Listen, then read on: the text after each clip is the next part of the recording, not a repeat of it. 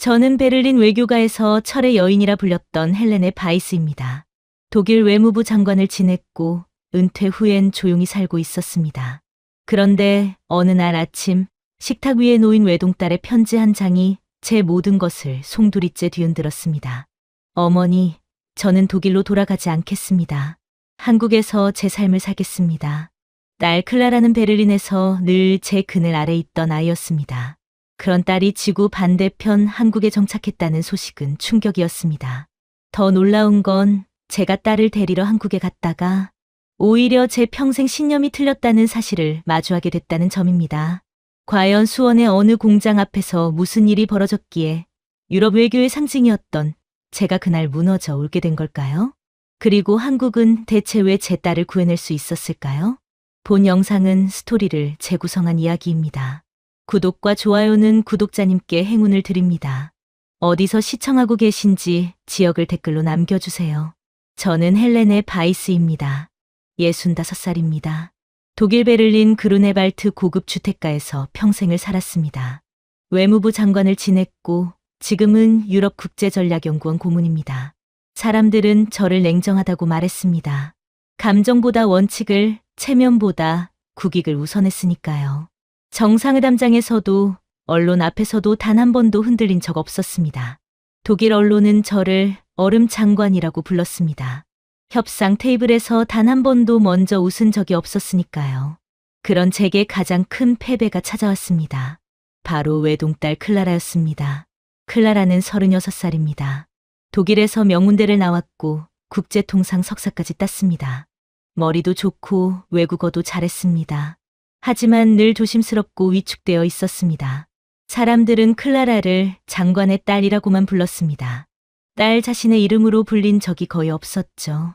파티에 가면 사람들은 저에게만 관심을 보였습니다. 클라라는 늘 제 뒤에 서 있었습니다. 그래서인지 클라라는 늘 불안해 보였습니다. 무언가를 결정할 때마다 제 눈치를 봤습니다. 제가 뭐라고 할까 두려워하는 눈빛이었습니다. 저는 그게 당연하다고 생각했습니다. 딸이 저를 존경하는 거라고 믿었습니다. 하지만 그건 존경이 아니라 두려움이었습니다. 어느 날 아침이었습니다. 2025년 10월 첫째 주, 평소처럼 아침 식사를 하려고 식당에 내려갔습니다. 식탁 위에 하얀 봉투가 놓여 있었습니다. 클라라의 필체였습니다. 봉투를 뜯었습니다. 편지 한 장이 나왔습니다. 어머니, 저는 독일로 돌아가지 않겠습니다. 한국에서 제 삶을 살겠습니다. 용서해 주세요. 평생 어머니 그늘 아래 살았습니다. 이제는 제 이름으로 살고 싶습니다. 사랑합니다. 저는 그 자리에 멈춰 섰습니다. 손이 떨렸습니다. 한국? 왜 한국인가? 딸은 한국에 간 적도 없었습니다. 아는 사람도 없었습니다. 도대체 무슨 일이 벌어진 걸까요? 저는 즉시 딸에게 전화를 걸었습니다. 연결할 수 없는 번호입니다. 자동응답이었습니다. 문자를 보냈습니다. 읽음 표시조차 뜨지 않았습니다. 이메일을 보냈습니다. 답이 없었습니다. 며칠이 지나도 연락이 닿지 않았습니다. 저는 화가 났습니다. 동시에 두려웠습니다. 딸이 무슨 위험에 빠진 건 아닐까? 누군가에게 속은 건 아닐까? 혹시 사기를 당한 건 아닐까? 저는 딸의 서재로 갔습니다. 평소엔 들어가지 않던 곳이었습니다. 딸의 사생활을 존중했으니까요. 하지만 이번엔 달랐습니다. 책장을 뒤지고 서랍을 열었습니다. 그곳에서 저는 충격적인 것들을 발견했습니다. 한국 기업 미래세라텍과의 화상회의 기록이 수십 장 인쇄되어 있었습니다. 번역된 기술 문서, 한국 주소가 적힌 임대계약서 사본, 그리고 독일 기업과의 계약을 거부한 이메일 흔적까지 있었습니다. 딸은 어느 날 갑자기 사라진 것이 아니었습니다. 오랜 시간 조용히 자신의 탈출로를 만들고 있었던 것입니다. 최소 2년 전부터 준비한 흔적이 역력했습니다. 저는 그 사실에 더 화가 났습니다. 왜 저를 배제했을까? 왜 상의하지 않았을까? 제가 반대할 거라고 생각했을까? 아니, 분명 그렇게 생각했을 것입니다. 그리고 그게 맞았습니다. 저는 절대 허락하지 않았을 것입니다. 딸이 저보다 저를 더 잘 알고 있었던 것입니다. 저는 평생 딸을 보호해왔다고 믿었습니다. 최고의 학교를 보내고 좋은 사람들을 소개하고 안전한 길을 안내했다고 생각했습니다. 하지만 딸은 저를 신뢰하지 않았던 것입니다. 오히려 저를 피해 도망친 것입니다. 그날 밤 저는 잠을 이룰 수 없었습니다. 딸의 얼굴이 자꾸 떠올랐습니다. 어린 시절 제 손을 잡고 걷던 모습, 학교에서 상을 받고 수줍게 웃던 모습, 대학 졸업식 날 저를 바라보던 눈빛. 그 모든 순간 속에서 딸은 행복해 보였을까요? 아니면 저는 딸의 진짜 표정을 단 한 번도 본 적이 없는 걸까요? 다음 날 아침, 저는 결심했습니다. 직접 한국에 가서 딸을 데려오겠다고. 외교관 생활 40년 동안 수많은 협상을 이겨낸 제가 외동딸 하나 설득 못할 리 없다고 생각했습니다. 저는 자신 있었습니다. 제 말 한마디면 딸이 돌아올 거라고 믿었습니다. 하지만 그때 저는 몰랐습니다. 한국에서 제가 마주하게 될 진실이 얼마나 충격적일지를요. 그리고 제가 평생 믿어온 모든 것이 얼마나 허약한 것이었는지를요. 인천행 비행기 표를 예약하며 저는 생각했습니다. 과연 제가 딸을 설득할 수 있을까요? 2025년 10월 초였습니다. 저는 수행원도 없이 홀로 한국행 비행기에 올랐습니다. 평생 공식 일정으로만 해외에 나갔던 제게 사적인 여행은 처음이었습니다. 12시간의 비행 끝에 인천공항에 도착했습니다. 공항에 발을 디딘 순간 첫 충격이 시작됐습니다. 자동화된 입국 심사, 정확한 안내 방송, 깨끗한 시설, 그리고 무엇보다 질서, 정연하게 움직이는 사람들의 모습이었습니다. 저는 머릿속에 막연히 그려왔던 아시아의 이미지와 완전히 다른 장면을 보고 있었습니다. 공항철도를 탔습니다. 빠르고 조용하고 정시에 움직였습니다. 창밖으로 보이는 도시는 현대적이었습니다. 고층 건물들, 정비된 도로, 디지털 광고판들. 유럽의 어느 대도시와 비교해도 뒤지지 않았습니다. 아니, 어떤 면에서는 더 앞서 있었습니다. 서울을 지나 수원으로 향했습니다. 택시 기사는 영어를 조금 했습니다. 어디서 오셨어요? 독일에서 왔습니다. 오, 독일. 좋은 나라죠. 수원은 처음이세요? 네, 처음입니다. 삼성전자 본사가 여기 있어요. 좋은 곳이에요. 기사의 말투는 친절했습니다. 과장되지 않았고 자연스러웠습니다. 저는 창밖을 계속 바라봤습니다. 거리는 깨끗했고 사람들은 분주하면서도 질서 있게 움직였습니다. 신호등을 지키고 횡단보도에서 기다리고 쓰레기를 함부로 버리지 않았습니다. 작은 것들이었지만 저는 그 작은 것들 속에서 묘한 신뢰감을 느꼈습니다. 호텔에 체크인했습니다. 직원은 정중했습니다. 편안한 시간 되세요. 방은 작았지만 깔끔했습니다. 창밖으로 수원 화성이 보였습니다. 오래된 성곽과 현대적인 건물들이 공존하는 풍경이었습니다. 저는 그날 밤 딸에게 다시 연락을 시도했습니다. 이번에는 문자가 아니라 이메일을 보냈습니다. 클라라, 나는 지금 수원에 있다. 내일 만나자. 어머니가. 몇 시간 후 답장이 왔습니다. 어머니, 왜 오셨어요? 저는 괜찮아요. 걱정하지 마세요. 걱정하지 말라니? 딸이 연락도 없이 사라졌는데? 내일 오후 3시 광교 한 식당에서 뵙겠습니다. 주소 보내드릴게요. 딸의 말투는 차가웠습니다. 예전 같으면 죄송해요. 어머니 화내지 마세요. 같은 말을 먼저 했을 텐데 이번엔 달랐습니다. 마치 비즈니스 상대에게 하듯 간결하고 거리감이 있었습니다. 저는 불안했습니다. 딸이 정말 달라진 걸까요? 다음 날 약속 장소로 향했습니다. 광교는 수원의 신도시였습니다. 넓은 호수공원과 현대적인 건물들이 어우러진 곳이었습니다. 한식당에 들어갔습니다.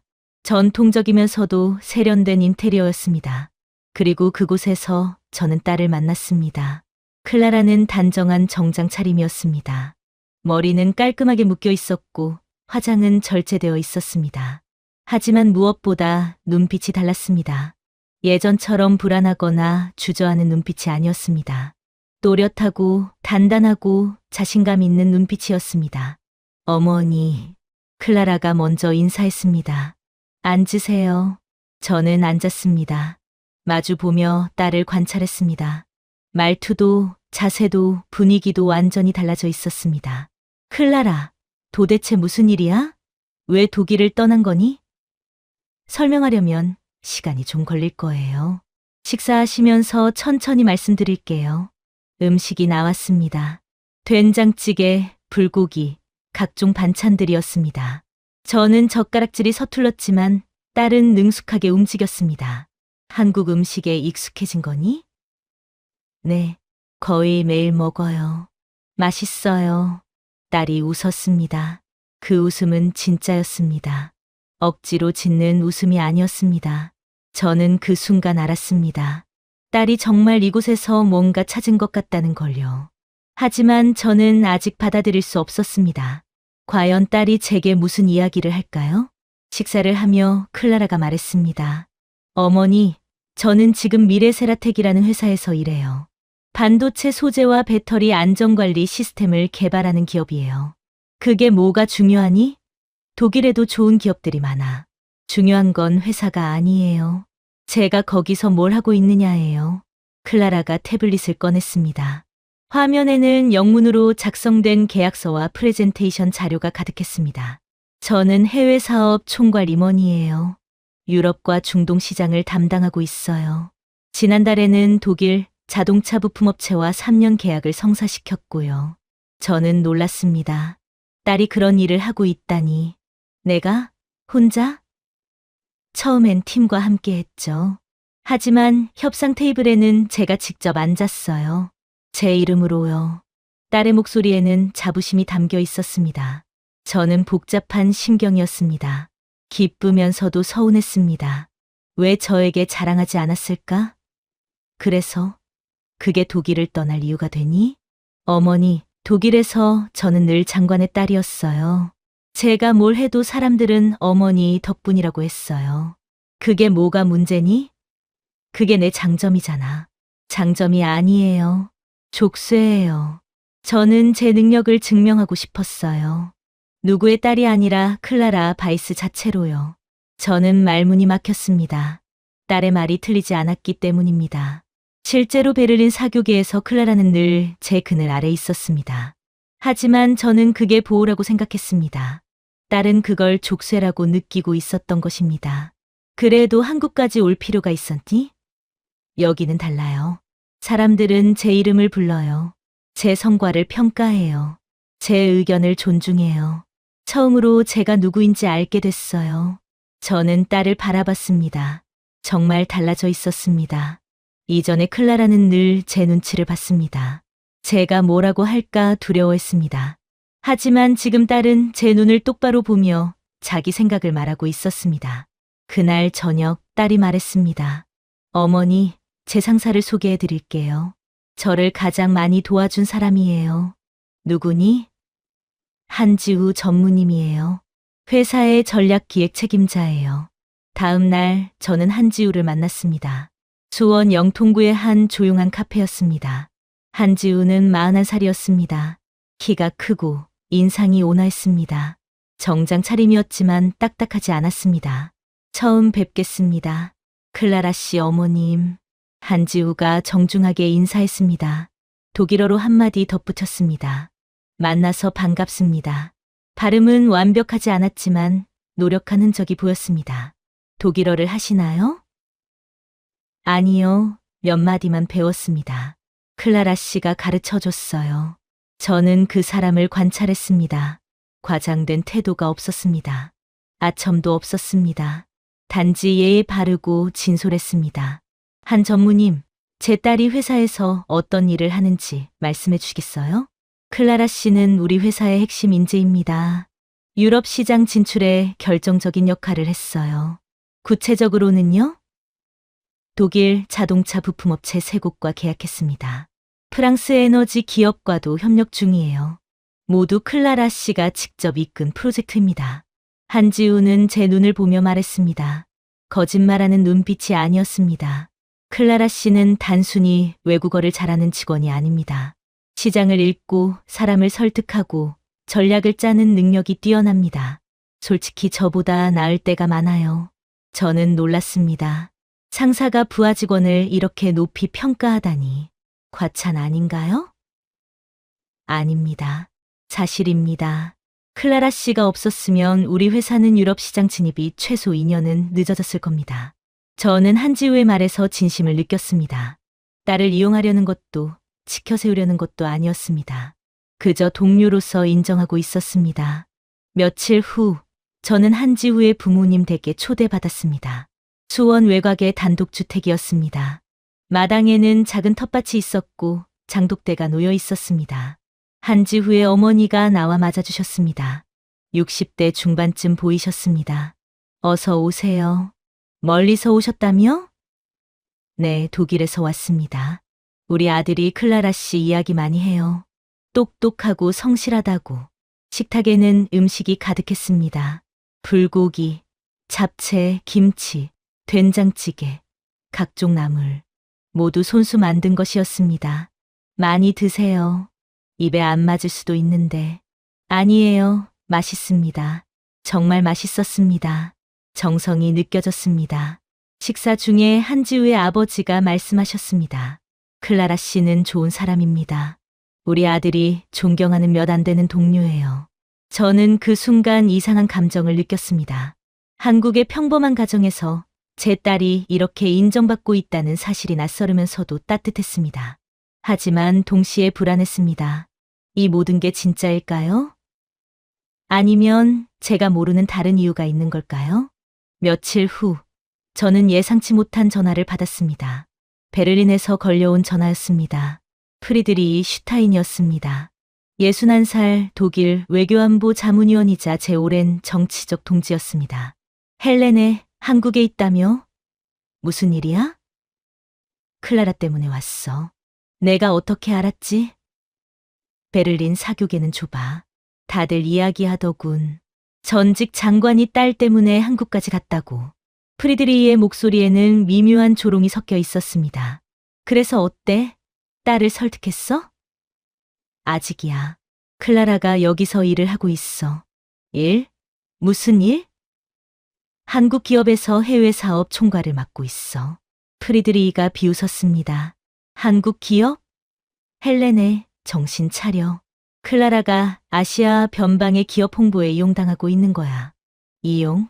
무슨 뜻이야? 생각해봐. 전직 독일 장관의 딸이 한국 기업에서 일한다?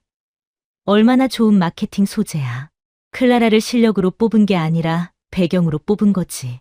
저는 순간 흔들렸습니다. 프리드리히의 말이 완전히 틀린 것 같지는 않았습니다. 그럴 리 없어. 클라라는 실제로 성과를 내고 있어. 성과? 그게 진짜 클라라 혼자 한 거라고 확신해. 혹시 뒤에서 누가 도와주고 클라라 이름만 앞에 내세운 건 아니야? 저는 대답할 수 없었습니다. 실제로 제가 본 건 서류와 사람들의 말뿐이었습니다. 직접 현장을 본 적은 없었습니다. 헬렌에 내가 조사해봤어. 그 회사 미래세라텍 최근 몇 년간 성장은 했지만 재무 구조가 불안해. 외국인 임원을 앞세워서 투자 유치하려는 거야. 내가 뭘 안다고 그래? 나는 국제 산업 동향을 분석하는 게 일이야. 한국 기업들 특성 잘 알아. 빠르게 성장하지만 지속 가능성은 약해. 그리고 외국인을 요직에 앉혀서 국제적인 이미지 만드는 거 좋아하지. 프리드리히의 말은 계속됐습니다. 클라라를 빨리 데려와. 나중에 회사가 무너지면 딸만 피해봐. 전화를 끊은 후 저는 불안했습니다. 혹시 프리드리히 말이 맞는 걸까?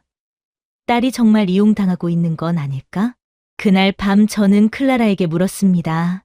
클라라, 솔직히 말해줘. 회사가 너를 제대로 대우하는 거 맞니? 무슨 뜻이에요?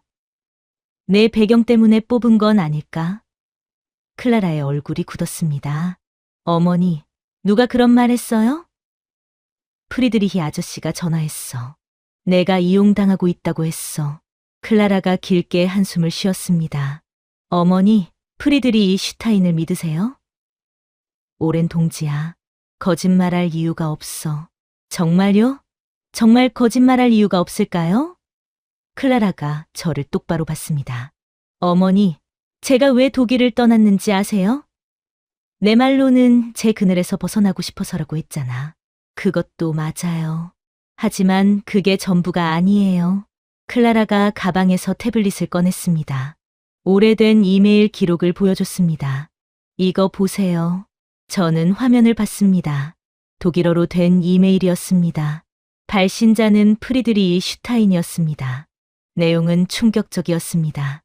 특정 국제 프로젝트에서 부당한 중개 수수료를 요구하는 내용, 허위 계약을 만들어 이유, 보조금을 받으려는 계획, 그리고 그 일에 클라라를 끌어들이려는 시도가 담겨 있었습니다.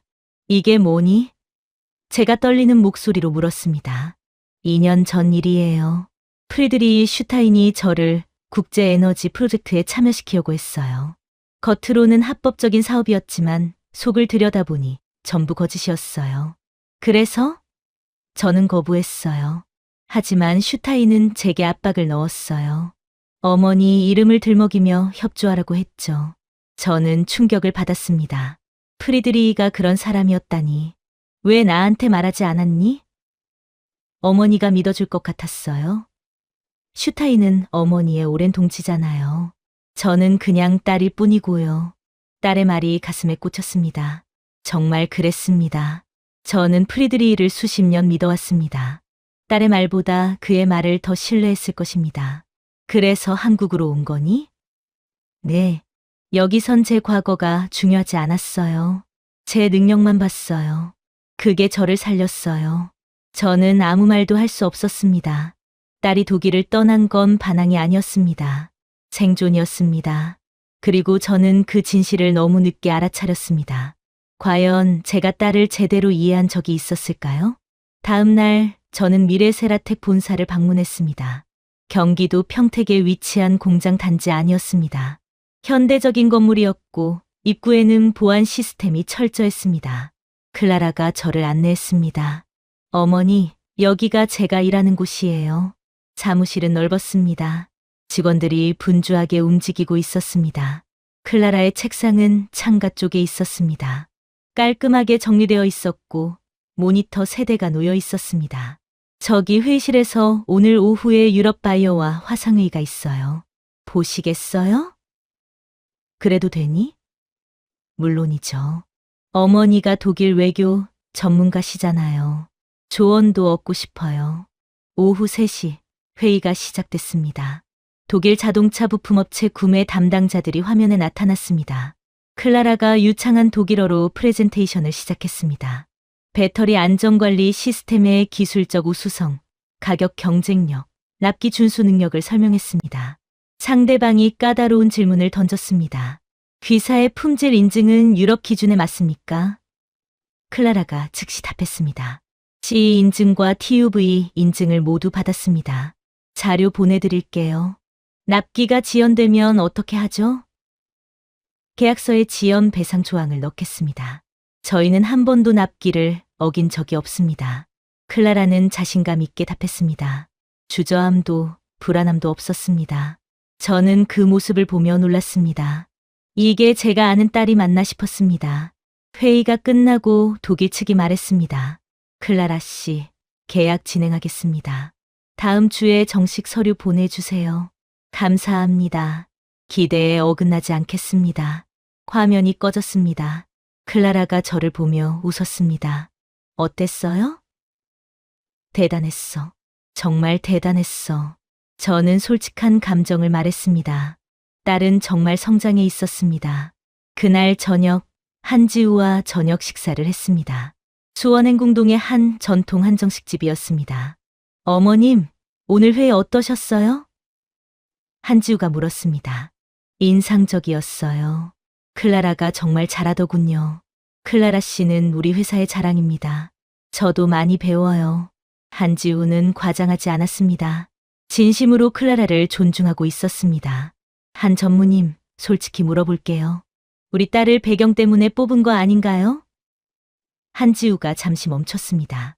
그리고 천천히 말했습니다. 처음엔 그랬습니다. 저는 깜짝 놀랐습니다. 뭐라고요? 처음 클라라 씨 이력서를 봤을 때 독일 장관 딸이라는 점이 눈에 띄었어요. 솔직히 그게 플러스 요인이었죠. 제 얼굴이 굳었습니다. 역시 프리드리히 말이 맞았던 걸까요? 하지만요. 한지우가 계속 말했습니다. 면접을 보고 함께 일하면서 깨달았어요. 클라라 씨의 진짜 가치는 배경이 아니라 능력이라는 거려. 시장 분석력, 협상력, 언어 능력, 전략적 사고. 모두 뛰어났어요. 그게 진심인가요? 네. 만약 클라라 씨가 성과를 내지 못했다면 진작 내보냈을 겁니다. 우리 회사는 작아요. 실력 없는 사람을 배경만 보고 계속 고용할 여유 없어요. 한지후의 눈은 진지했습니다. 거짓말하는 눈이 아니었습니다. 그리고 어머님, 하나 더 말씀드리고 싶은 게 있어요. 뭔가요? 클라라 씨는 여기서 행복해요. 진짜 행복해 보여요. 처음 입사했을 때와 지금을 비교하면 완전히 다른 사람이에요. 어떻게 달라졌나요? 눈빛이 달라졌어요. 처음엔 조심스럽고 불안해 보였어요. 하지만 지금은 자신감 있고 당당해요. 그게 진짜 변화예요. 저는 한지우의 말을 곱씹었습니다. 딸이 행복하다니. 독일에서는 한 번도 보지 못한 행복을 여기서 찾았다니. 그 사실이 저를 복잡하게 만들었습니다. 기쁘면서도 슬펐습니다. 딸의 행복을 기뻐해야 하는데 동시에 제가 그 행복을 주지 못했다는 사실이 가슴 아팠습니다. 집으로 돌아오는 길, 저는 생각했습니다. 과연 저는 딸을 독일로 데려가야 할까요? 아니면 여기 놔둬야 할까요? 며칠 후 예상치 못한 일이 벌어졌습니다. 미래세라텍 내부에서 문제가 터진 것입니다. 협력업체 대표 이정우, 52살의 그 남자가 문제였습니다. 이정우는 미래세라텍의 오랜 협력사 대표였습니다. 전직 임원 출신으로 회사 내부 사정을 잘 아는 사람이었습니다. 그런데 클라라가 해외 사업 총괄이 된 이후 이정우의 입지가 줄어들었습니다. 그는 그것을 받아들이지 못했습니다. 어느 날 회의 중이었습니다. 이정우가 클라라에게 공개적으로 따졌습니다. 클라라 씨, 유럽 바이어와 계약하면서 왜 우리 협력사를 배제했습니까? 배제한 게 아니에요. 납기와 품질 기준을 맞출 수 있는 업체를 선택한 거예요. 그게 우리가 안 된다는 뜻입니까? 이정우 대표님 업체는 납기를 2번이나 어겼어요. 유럽 바이어는 그런 리스크를 감수할 수 없어요. 이정우의 얼굴이 붉어졌습니다. 외국인이 우리 산업 생태계를 뭘 안다고 그래요? 한국 기업들 간의 신뢰와 관계를 무시하고 신뢰는 납기 준수에서 시작됩니다. 관계보다 성과가 우선이에요. 클라라는 흔들리지 않았습니다. 하지만 이정우는 물러서지 않았습니다. 회의 후 이정우는 뒤에서 소문을 퍼뜨렸습니다. 외국인이 핵심 기술에 관여하는 게 위험하지 않나? 아무리 명문대 출신이라도 한국 산업 속내를 어떻게 알겠어? 결국 자기 나라 기업의 정보 팔아넘길 거야. 악의적인 소문이었습니다. 저는 그 소문을 듣고 화가 났습니다.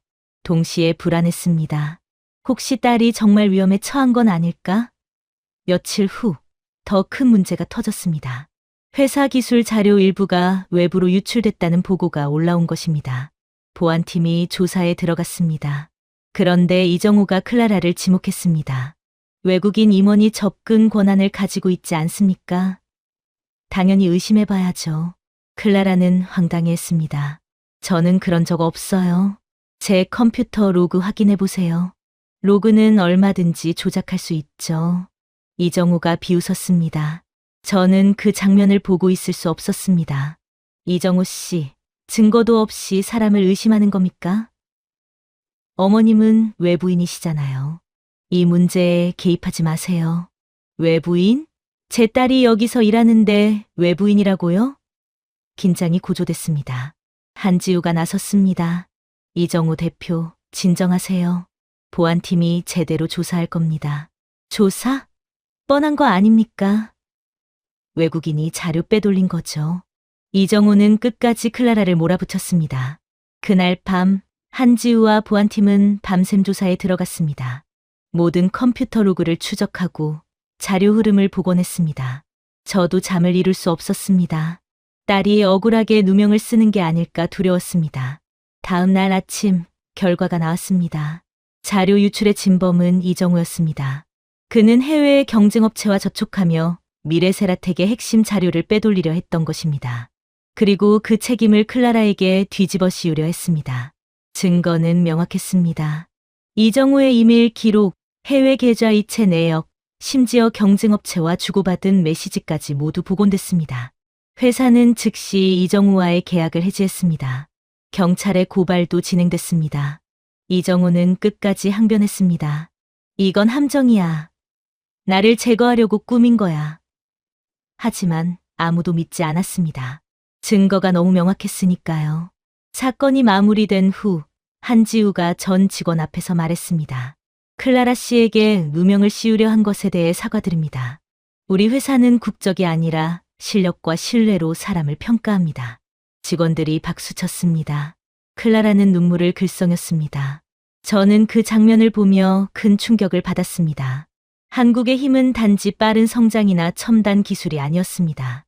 위기 앞에서 흔들리지 않는 시스템, 실력 있는 사람을 지키는 문화, 그리고 정의를 향한 집단의 의지였습니다.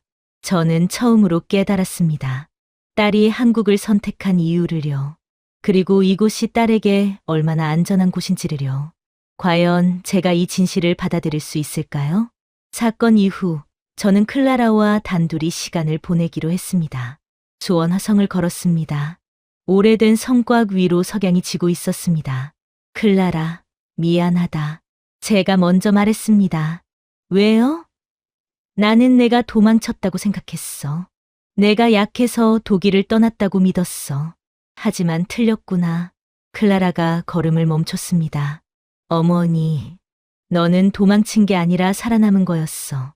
썩은 구조에서 벗어나 제대로 된 곳을 찾은 거였어. 저는 딸을 안았습니다. 오랜만에 품에 안는 딸이었습니다. 나는 내 어머니로서 실패했어. 너를 보호한다고 했지만 실은 너를 가뒀어. 아니에요, 어머니. 어머니도 최선을 다하신 거예요. 아니야. 나는 내 명예와 체면만 생각했어. 내 행복은 생각하지 않았어. 딸이 울었습니다. 저도 울었습니다. 성곽 위에서 모녀가 서로를 안고 울었습니다. 한참 후에야 클라라가 말했습니다. 어머니, 저 여기서 처음으로 제 이름으로 불렸어요. 응, 장관의 딸이 아니라 클라라 바이스로요. 그게 얼마나 자유로운지 몰라요. 저는 딸의 말을 들으며 가슴이 아팠습니다. 평생 딸을 위한다고 했지만 실은 딸을 제 그늘 아래 가두고 있었던 것입니다. 클라라, 이제 이해해. 너는 여기 있어야 해. 어머니, 독일로 돌아오라고 하지 않을게. 내가 행복한 곳에서 살아. 클라라가 놀란 표정을 지었습니다. 정말요? 그래. 나는 내 어머니니까. 내 행복이 제일 중요해. 우리는 다시 안았습니다. 이번엔 눈물이 아니라 미소였습니다. 며칠 후, 저는 한지우와 다시 만났습니다. 이번엔 제가 먼저 부탁했습니다. 한 전무님, 제 딸 잘 부탁합니다. 어머님, 클라라는 이제 제 딸이 아니라 당신들의 동료예요. 잘 지켜주세요. 한지우가 고개를 숙였습니다. 최선을 다하겠습니다. 저는 한지우의 부모님 댁도 다시 방문했습니다. 이번엔 선물을 준비했습니다. 독일에서 가져온 와인과 초콜릿이었습니다. 이게 뭐예요? 그냥 오셔도 되는데. 어머니가 웃으며 받았습니다. 클라라를 잘 돌봐주셔서 감사합니다. 진심으로 감사합니다. 무슨 말씀을요. 클라라 씨는 좋은 아이예요. 우리 아들도 많이 배우고 있어요. 식사 중에 한지우의 아버지가 말씀하셨습니다. 어머님, 독일은 먼 나라지만 이제 우리도 가족이네요. 네, 가족입니다. 저는 진심으로 대답했습니다. 한국에서 저는 가족을 얻었습니다. 딸만이 아니라 딸을 지켜주는 사람들까지요. 어느 날 저녁 클라라가 말했습니다. 어머니, 내일 공장 견학하실래요? 공장? 네, 평택에 있는 우리 생산 공장이요. 거기서 뭘 만드는지 보여드리고 싶어요. 다음 날 평택 공장에 갔습니다. 거대한 건물이었습니다. 깨끗하고 체계적으로 관리되고 있었습니다. 클라라가 안내했습니다. 여기서 반도체 소재를 만들어요. 저기는 배터리 안전장치 조립 라인이고요. 작업자들이 정밀하게 움직이고 있었습니다. 로봇과 사람이 협력하며 일했습니다. 효율적이고 안전해 보였습니다. 대단하구나. 어머니, 여기서 만든 제품이 유럽 자동차에 들어가요. 독일 차에도 들어가고요. 저는 감탄했습니다. 한국의 작은 기업이 유럽 시장을 공략하고 있다니. 클라라, 너는 정말 대단한 일을 하고 있구나. 감사해요, 어머니. 공장을 나와 근처를 걸었습니다. 야간 조명이 켜진 공장 단지가 보였습니다. 수많은 사람들이 밤늦게까지 일하고 있었습니다. 어머니, 여기 사람들은 자부심이 있어요. 자기 일에 대한 자부심이요. 응, 독일에서는 느낄 수 없었어요. 거긴 늘 누군가의 그늘 아래에 있는 느낌이었거든요. 하지만 여기선 달라요. 제가 중심이에요. 저는 딸의 말을 듣고 가슴이 먹먹해졌습니다. 제가 딸에게 그늘을 만들어준 장본인이었으니까요. 그날 밤 호텔로 돌아와 저는 오래 생각했습니다. 이제 무엇을 해야 할까? 독일로 돌아가야 할까? 아니면 여기 남아야 할까? 과연 제가 선택해야 할 길은 무엇일까요? 며칠 후 미래세라텍은 대형 발표회를 열었습니다. 유럽 바이오와의 3년 장기 계약 체결 소식이었습니다. 기자들과 업계 관계자들이 모였습니다. 저도 초대받았습니다. 발표회장은 성황이었습니다. 한지우가 무대에 올라 설명했습니다. 오늘 우리 회사는 독일, 프랑스, 이탈리아, 3개국 자동차 부품업체와 장기 공급 계약을 체결했습니다. 이는 클라라 바이스 전무의 노력 덕분입니다. 박수가 터졌습니다. 클라라가 무대에 올랐습니다. 카메라 플래시가 터졌습니다. 감사합니다. 이 계약은 저 혼자 한 게 아닙니다. 우리 팀 전체의 노력입니다. 클라라는 겸손했습니다. 하지만 당당했습니다. 발표 후 질의응답 시간이 있었습니다. 한 기자가 물었습니다. 클라라 전무님, 독일 장관의 딸로서 이 계약에 영향을 미친 게 있습니까? 클라라가 웃으며 답했습니다. 제 어머니는 훌륭한 외교관이셨습니다. 하지만 이 계약은 제 배경이 아니라 우리 제품의 품질 덕분입니다. 어머니는 지금 어디 계십니까? 오늘 이 자리에 와 계십니다. 클라라가 저를 가리켰습니다. 카메라가 저를 향했습니다. 저는 당황했지만 천천히 일어났습니다. 자회자가 말했습니다. 헬레네 바이스 전 장관님께서 오늘 참석하셨습니다. 한 말씀 부탁드립니다. 저는 무대로 걸어갔습니다. 마이크를 잡았습니다. 긴장됐지만 해야 할 말이 있었습니다. 안녕하십니까? 저는 헬레네 바이스입니다. 장내가 조용해졌습니다. 저는 처음에 제 딸이 한국으로 간다고 했을 때 반대했습니다. 이해할 수 없었습니다. 왜 독일을 떠나느냐고 물었습니다. 사람들이 숨죽이며 들었습니다. 하지만 여기 와서 깨달았습니다. 딸은 도망친 게 아니라 자기 길을 찾은 것이었습니다. 한국이라는 나라가 제 딸에게 기회를 줬습니다. 배경이 아니라 능력으로 평가해 줬습니다. 제 목소리가 떨렸습니다. 저는 평생 외교관으로 살았습니다. 국가의 체면과 이익을 지켰다고 믿었습니다. 하지만 정작 제 딸의 마음은 몰랐습니다. 딸이 얼마나 힘들었는지, 얼마나 외로웠는지 알지 못했습니다. 눈물이 났습니다. 하지만 참지 않았습니다. 한국은 제 딸을 구했습니다. 딸에게 이름을 돌려줬습니다. 그것에 감사합니다. 진심으로 감사합니다. 박수가 터졌습니다. 기자들이 메모했습니다. 저는 무대에서 내려와 클라라를 안았습니다. 어머니, 고마워요. 아니야, 내가 고마워. 발표회가 끝난 후 유럽 언론이 기사를 냈습니다. 독일 전 장관, 한국에서 딸의 성공 인정. 헬레네 바이스, 한국 기업 칭찬. 유럽 외교관, 한국에서 눈물. 기사는 순식간에 퍼졌습니다. 베를린에서도 화제가 됐습니다. 그리고 예상대로 프리드리히 슈타인이 연락해 왔습니다. 헬레네, 무슨 짓이야? 왜 공개 석상에서 그런 말을 해? 사실을 말했을 뿐이야. 넌 독일의 명예를 깎아내렸어.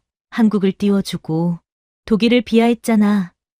나는 한국을 칭찬했지. 독일을 비하하지 않았어. 같은 말이야. 유럽 언론이 뭐라고 쓰는지 봤어? 독일이 한국보다 못하다는 식으로 몰아가고 있어.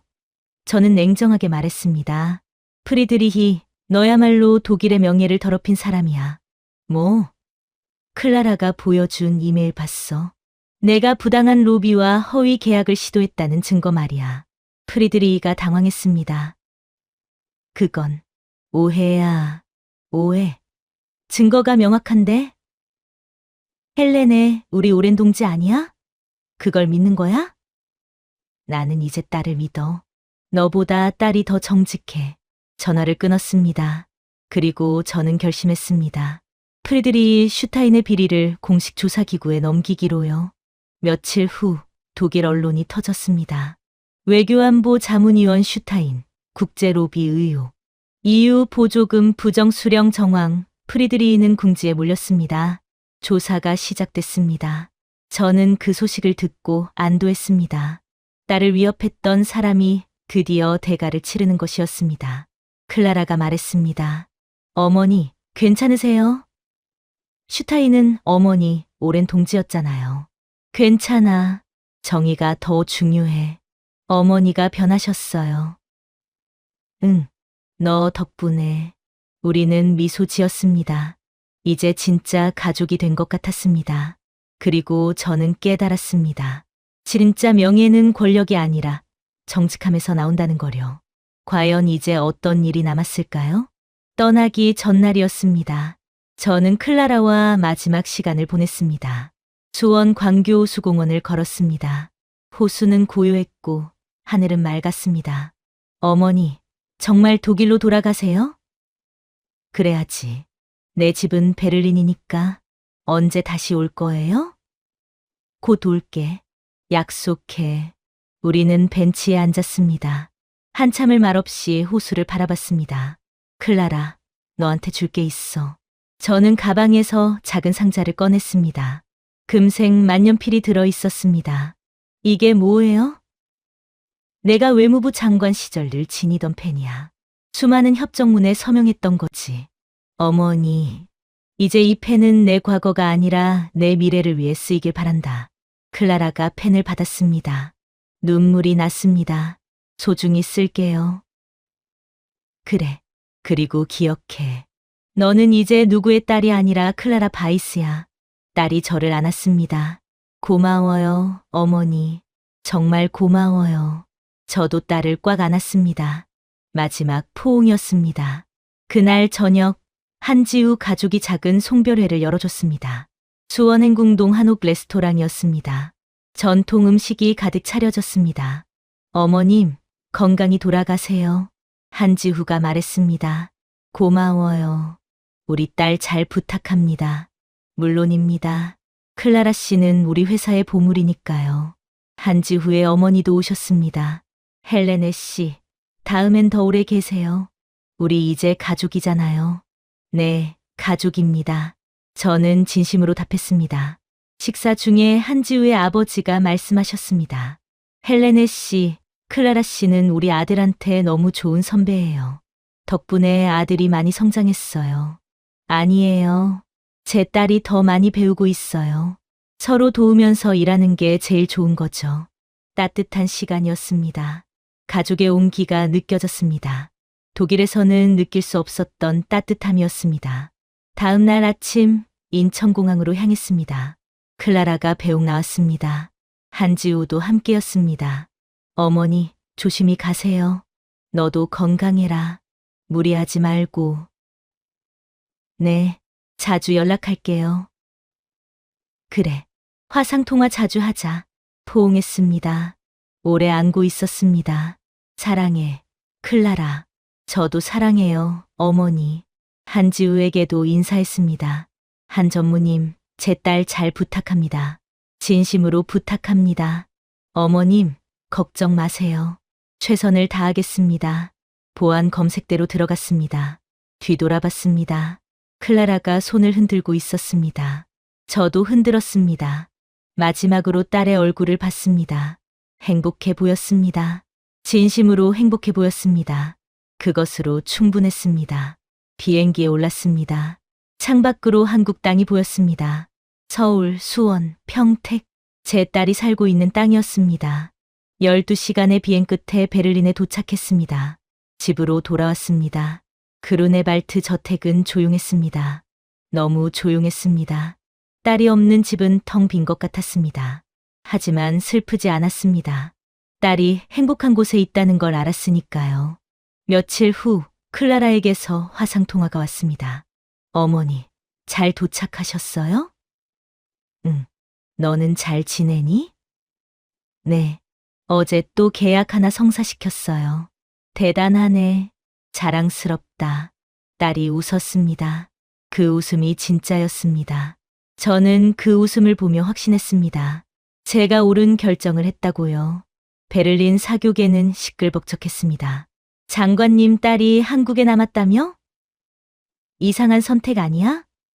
저는 당당히 대답했습니다. 이상한 게 아니에요. 현명한 선택이죠. 제 딸은 한국에서 행복하니까요. 사람들이 수군거렸지만 저는 개의치 않았습니다. 중요한 건 딸의 행복이었으니까요. 프리드리 슈타인의 조사는 계속됐습니다. 점점 더 많은 비리가 드러났습니다. 언론은 연일 보도했습니다. 어느 날 옛 동료가 찾아왔습니다. 헬렌의 슈타인을 고발한 게 자네였나? 그래. 왜 그랬어? 우리 동지였잖아. 동지라도 잘못은 바로잡아야 해. 하지만 이건 독일 정계 전체를 흔드는 일이야. 그래도 옳은 일이야. 저는 물러서지 않았습니다. 정의가 더 중요했습니다. 시간이 흘렀습니다. 계절이 바뀌었습니다. 클라라는 한국에서 계속 성장했습니다. 승진도 했고 더 큰 프로젝트도 맡았습니다. 저는 베를린에서 딸의 소식을 들으며 기뻤습니다. 그리고 언젠가 다시 한국에 가서 딸을 만날 날을 손꼽아 기다렸습니다. 과연 우리는 언제 다시 만날 수 있을까요? 2025년 12월이었습니다. 크리스마스가 다가왔습니다. 저는 베를린에서 조용히 지내고 있었습니다. 클라라에게서 영상통화가 왔습니다. 어머니, 크리스마스에 한국 오시면 안 돼요? 갑자기? 회사에서 송년회 겸 시상식 하거든요.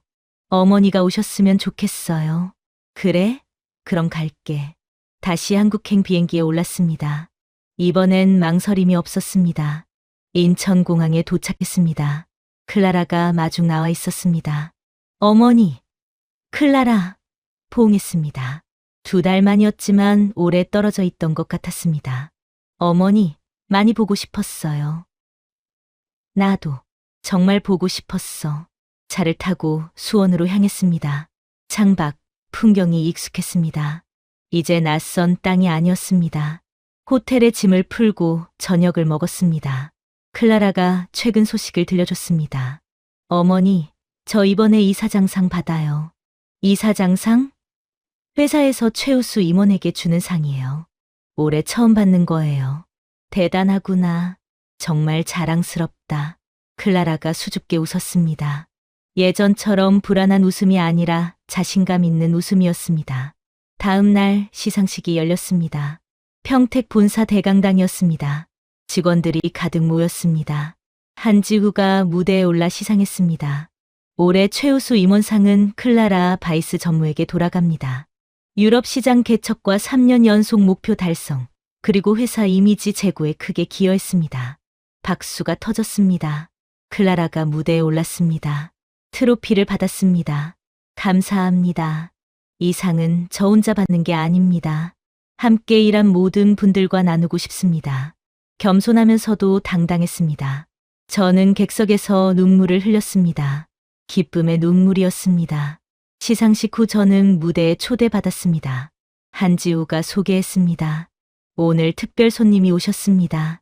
클라라 전무님의 어머니이자 독일 전 외무부 장관 헬레네 바이스님입니다. 저는 무대에 올랐습니다. 마이크를 잡았습니다. 안녕하십니까? 저는 헬레네 바이스입니다. 몇 달 전에도 이 자리에 섰었는데 오늘 다시 서게 되어 영광입니다. 직원들이 조용히 들었습니다. 제 딸은 한국에 와서 완전히 새로운 사람이 됐습니다. 자신감을 얻었고 능력을 인정받았고 행복을 찾았습니다. 제 목소리가 떨렸습니다. 그건 모두 이 회사 그리고 한국이라는 나라 덕분입니다. 딸을 실력으로 평가해주고 기회를 주고 지켜준 것에 다시 한번 감사드립니다. 박수가 터졌습니다. 저는 클라라를 봤습니다. 딸이 울고 있었습니다. 무대에서 내려와 안았습니다. 고마워요, 어머니. 아니야, 내가 고마워. 내가 이렇게 훌륭하게 자라줘서. 그날 밤 송년회가 열렸습니다. 직원들과 어울렸습니다. 젊은 연구원들, 베테랑 기술자들 모두 진솔했습니다. 한 젊은 직원이 다가왔습니다. 어머님, 클라라 전무님은 저희 롤모델이에요. 외국인이지만 편견 없이 일하시고 실력으로 인정받았잖아요. 그래? 클라라가 그렇게 보이니? 네. 저도 클라라 전무님처럼 되고 싶어요. 저는 뿌듯했습니다. 딸이 누군가의 롤모델이 되다니요. 며칠 후, 저는 한지우와 개인적으로 만났습니다. 수원 화성 근처 카페였습니다. 한 전무님, 제 딸 덕분에 회사가 많이 성장했죠? 맞습니다. 클라라 씨가 없었으면 지금의 성과는 불가능했을 겁니다. 그런데 솔직히 물어볼게요. 클라라를 어떻게 생각하세요? 한지우가 잠시 멈췄습니다. 그리고 천천히 말했습니다. 존경합니다. 동료로서, 그리고 한 인간으로서 존경해요. 구체적으로 어떤 점에서요? 포기하지 않는 점이요. 힘들어도 웃는 점이요. 그리고 무엇보다 정직한 점이요. 저는 한지우의 눈을 봤습니다. 진심이었습니다. 한 전무님, 혹시 제 딸을 좋아하시는 건 아닌가요? 한지우가 당황했습니다. 어머님, 괜찮아요. 솔직히 말해주세요. 한지우가 고개를 숙였습니다. 네, 좋아합니다. 동료로서만이 아니라 한 사람으로서요. 클라라는 아나요? 아직 말하지 못했어요. 직장 동료라서 조심스러워요. 그래도 언젠가는 말해야죠. 그럴 생각입니다. 하지만 서두르지 않으려고요. 클라라 씨가 편안함을 느낄 때까지 기다릴 겁니다. 저는 한지우가 마음에 들었습니다. 서두르지 않고 상대를 배려하고 진심을 가진 사람이었습니다. 한 전무님을 응원합니다. 감사합니다, 어머님. 며칠 후 다시 독일로 돌아갈 시간이 됐습니다. 이번에도 클라라가 공항까지 배웅했습니다. 어머니, 다음엔 언제 와요? 곧 올게. 내년 봄쯤? 약속이에요. 응, 약속해. 포옹했습니다. 이번엔 슬프지 않았습니다. 다시 만날 거라는 확신이 있었으니까요. 비행기에 올라 창밖을 봤습니다. 한국 땅이 점점 멀어졌습니다. 하지만 제 마음은 여기 남아 있었습니다. 딸과 함께요. 과연 다음에 오면 어떤 변화가 기다리고 있을까요? 2026년 1월이었습니다. 새해가 밝았습니다. 베를린에서 조용히 지내던 저는 클라라에게서 놀라운 소식을 들었습니다. 어머니, 저 약혼했어요. 뭐라고? 한지우 전무님과 약혼했어요. 저는 기뻤습니다. 동시에 놀랐습니다. 언제? 어떻게? 지난주에 청혼했어요. 수원 화성에서요. 클라라의 목소리는 행복으로 가득했습니다. 축하해. 정말 축하해. 어머니, 결혼식에 꼭 와주세요. 당연하지. 언제인데? 올 봄이요. 4월쯤 생각하고 있어요. 알았어. 꼭 갈게. 전화를 끊고 저는 한참을 웃었습니다. 딸이 사랑하는 사람을 만났습니다. 그것도 진심으로 딸을 아끼는 사람을요. 며칠 후 한지우에게서 정식 편지가 왔습니다. 손으로 쓴 독일어 편지였습니다. 존경하는 어머님께 저는 클라라 씨를 진심으로 사랑합니다. 평생 행복하게 해드리겠습니다. 허락해 주시면 감사하겠습니다. 정중하고 진솔한 편지였습니다. 저는 답장을 썼습니다. 한지우 전무님, 제 딸을 부탁합니다. 클라라는 제 인생에서 가장 소중한 사람입니다. 잘 부탁드립니다. 봄이 왔습니다. 4월 초, 저는 다시 한국으로 향했습니다. 이번엔 결혼식을 위해서였습니다. 인천공항에 도착했습니다. 클라라와 한지우가 함께 마중 나왔습니다. 어머니, 어머님, 두 사람이 함께 인사했습니다. 저는 두 사람을 안았습니다. 축하해. 정말 축하해. 결혼식은 수원의 한 전통 한옥 웨딩홀에서 열렸습니다. 아름다운 곳이었습니다. 전통과 현대가 조화를 이룬 공간이었습니다. 준비 과정을 함께 했습니다.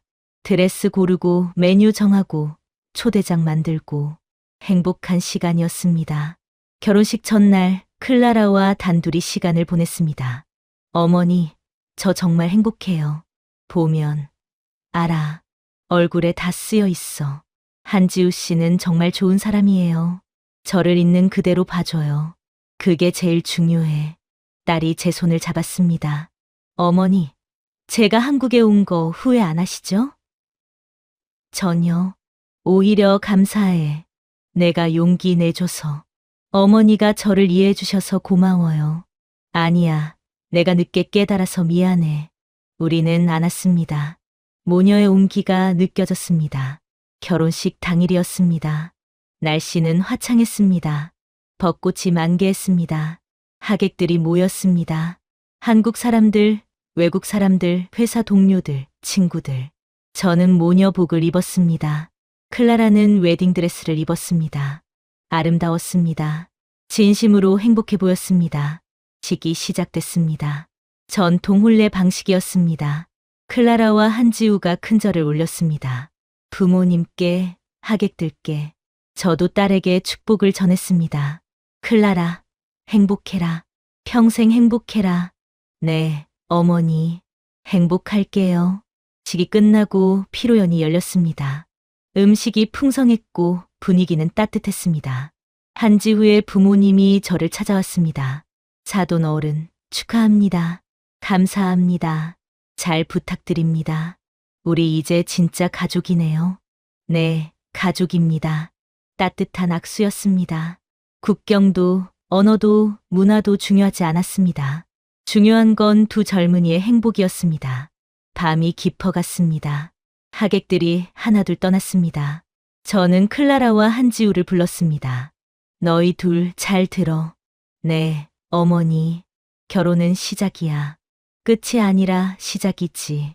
앞으로 힘든 일도 있을 거야. 알아요.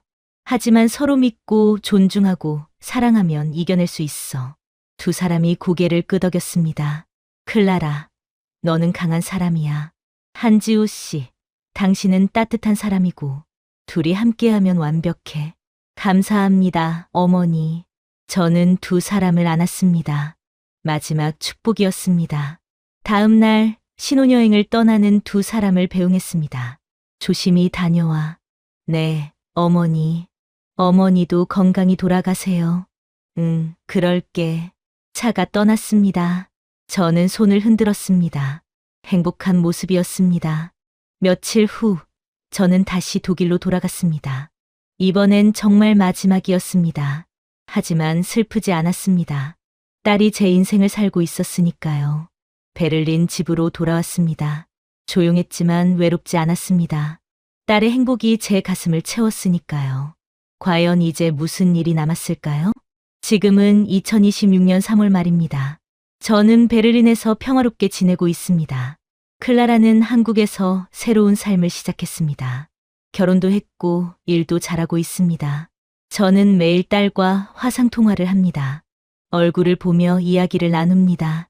어머니, 오늘 회사에서 신규 프로젝트 승인받았어요. 대단하네. 무슨 프로젝트인데? 유럽 전기차 배터리 공급 계약이요. 3년 장기 계약이에요. 클라라, 정말 자랑스럽다. 딸의 목소리는 자신감으로 가득합니다. 예전과 완전히 다릅니다. 한지우도 잘 지내고 있습니다. 며칠 전 전화로 이야기했습니다. 어머님, 건강하세요? 응, 잘 지내. 너희는? 저희도 잘 지내요. 클라라가 어머님 뵙고 싶어 해요. 나도 보고 싶어. 곧 갈게. 따뜻한 대화였습니다. 이제 한지우는 제 아들입니다. 베를린 생활은 조용합니다. 하지만 지루하지 않습니다. 강연도 하고 글도 쓰고 후배들을 가르치기도 합니다. 어느 날 대학에서 강연 요청이 왔습니다. 전 장관님, 국제관계와 문화 이해에 대해 강연해 주실 수 있나요? 물론입니다. 강연장에 학생들이 가득 모였습니다. 저는 무대에 올라 말했습니다. 오늘은 제 개인적인 경험을 나누고 싶습니다. 학생들이 집중했습니다. 저는 평생 외교관으로 살았습니다. 국가의 이익을 최우선으로 생각했죠. 하지만 제 외동딸을 통해 깨달았습니다. 진짜 중요한 건 국가가 아니라 사람이라는 걸요. 학생들이 메모했습니다. 제 딸은 한국에서 새로운 삶을 시작했습니다. 처음엔 이해할 수 없었습니다. 하지만 직접 가보고 알았습니다. 한국은 제 딸에게 기회를 준 나라였습니다. 강연이 끝난 후 한 학생이 질문했습니다. 장관님, 딸을 한국에 보낸 게 후회되지 않으세요? 전혀요. 오히려 감사해요. 딸이 행복하니까요. 하지만 멀리 떨어져 있잖아요. 거리는 중요하지 않아요. 중요한 건 마음이죠. 우리 마음은 늘 함께니까요. 학생이 고개를 끄덕였습니다. 강연이 끝나고 집으로 돌아왔습니다. 클라라에게서 문자가 와 있었습니다. 어머니, 좋은 소식이 있어요. 임신했어요. 저는 깜짝 놀랐습니다. 즉시 전화를 걸었습니다. 클라라, 정말이니? 네, 어머니. 병원에서 확인했어요. 축하해. 정말 축하해. 딸이 울었습니다. 기쁨의 눈물이었습니다. 어머니, 제가 엄마가 돼요. 그래, 넌 훌륭한 엄마가 될 거야. 어머니처럼요. 아니, 나보다 훨씬 더 좋은 엄마가 될 거야. 우리는 한참을 울고 웃었습니다. 행복했습니다. 진심으로 행복했습니다. 다음 날 저는 결심했습니다. 손주가 태어나면 한국에 가서 오래 머물겠다고. 딸을 돕고 손주를 보고 가족과 함께 시간을 보내겠다고. 베를린 사교계 사람들이 물었습니다. 장관님, 한국에 자주 가신다며? 네, 제 딸과 손주가 거기 있어요. 독일이 그립지 않으세요? 독일은 제 고향이에요. 하지만 가족이 있는 곳이 진짜 집이죠. 사람들이 이해했습니다. 가족의 중요성을요. 프리드리히 슈타인의 재판은 계속되고 있습니다. 점점 더 많은 비리가 드러나고 있습니다. 저는 그 소식을 담담히 받아들입니다. 정의는 결국 승리한다는 걸 믿으니까요. 어느 날 저녁 혼자 창가에 앉아 있었습니다. 베를린 거리의 불빛이 반짝였습니다. 아름다운 도시였습니다. 하지만 저는 한국의 수원이 더 그리웠습니다. 딸이 있는 곳, 새로운 가족이 있는 곳이요. 핸드폰을 꺼내 클라라와 한지우의 사진을 봤습니다. 결혼식 날 찍은 사진이었습니다. 행복한 얼굴들이었습니다. 저는 미소 지었습니다. 제 인생에서 가장 옳은 결정을 했다고 확신했습니다. 딸을 한국에 보낸 것, 딸의 선택을 존중한 것, 그리고 딸의 행복을 최우선으로 생각한 것. 모두 옳은 결정이었습니다. 밖에서 눈이 내리기 시작했습니다. 하얀 눈송이가 창문을 두드렸습니다. 저는 눈을 바라보며 생각했습니다. 인생은 참 신기합니다. 65년을 살았지만 진짜 중요한 걸 깨달은 건 불과 몇 달 전이었습니다. 국가의 명예보다 가족의 행복이 중요하다는 것, 체면보다 사랑이 중요하다는 것, 그리고 딸의 선택을 믿는 게 제일 중요하다는 것을요. 핸드폰이 울렸습니다. 클라라였습니다. 어머니, 지금 뭐 해요? 창밖 보고 있어. 눈이 내려. 베를린도 예쁘죠? 응. 하지만 수원이 더 그리워. 딸이 웃었습니다. 곧 오세요. 저희 기다릴게요. 응, 곧 갈게. 손주 태어나기 전에 갈게. 약속이에요. 약속해. 전화를 끊었습니다. 저는 다시 창밖을 봤습니다. 눈은 계속 내렸습니다. 세상을 하얗게 덮었습니다. 저는 생각했습니다. 제 인생의 겨울이 지나가고 있다고. 그리고 딸을 통해 새로운 봄이 시작되고 있다고. 헬레네 바이스 65살, 전직 독일 외무부 장관. 평생 국가를 위해 살았던 여인. 하지만 이제는 가족을 위해 사는 어머니. 그게 제 정체성입니다. 그리고 저는 이 정체성이 자랑스럽습니다. 어떤 훈장보다, 어떤 명예보다 더요. 진짜 성공은 무엇일까요? 높은 자리에 오르는 것? 많은 사람에게 인정받는 것? 아니요. 진짜 성공은 사랑하는 사람이 행복한 것입니다. 그리고 그 행복을 함께 나누는 것입니다. 저는 그걸 한국에서 배웠습니다. 딸을 통해, 한지우를 통해, 그리고 수많은 한국 사람들을 통해서요. 감사합니다. 한국. 당신이 제 딸을 구했습니다. 그리고 저에게도 진짜 가족의 의미를 가르쳐 줬습니다.